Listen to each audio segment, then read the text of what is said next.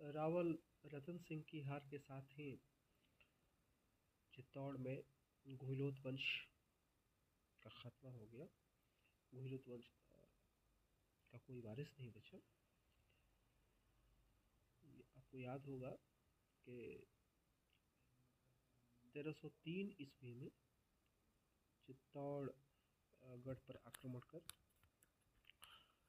अलाउद्दीन खिलजी ने रावल रतन सिंह को हराया था और इसमें राजपूत स्त्रियों ने जौहर और राजपूत पुरुषों ने साका किया था।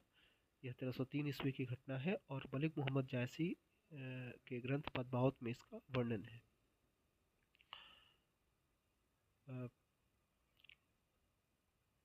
इस युद्ध के बाद चित्तौड़ पर खिज्र खां, जो अलाउद्दीन खिलजी का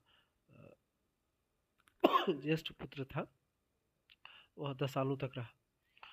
उसके बाद मालदेव सोनगरा इसको शासन सौंप दिया गया। सिसोद गांव में जन्मे हरि सिंह के पुत्र राणा हमीर ने 1326 ईस्वी में मालदेव सोनगरा से चित्तौड़गढ़ और इसके अगल बगल के अधिकांश इलाकों को छीन लिया। और चूंकि सिसोद गांव में जन्म हुआ था राणा हमीर का, इसलिए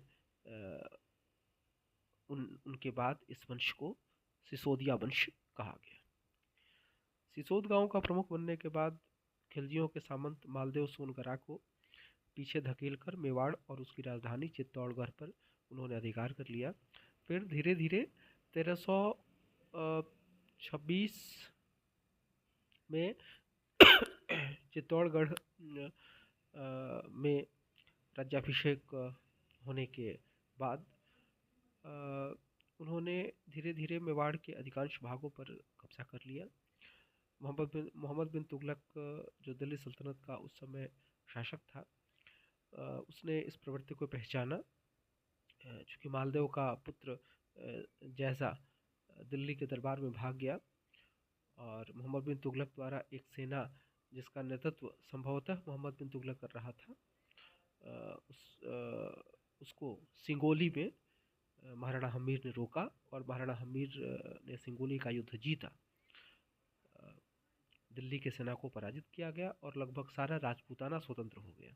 साथ ही दिल्ली के सुल्तान से जुर्माना भी वसूल किया गया। कुछ इतिहासकार तो यह भी बताते हैं कि मोहम्मद बिन तुगलक को भी 3 साल तक कैद कर रखा गया था।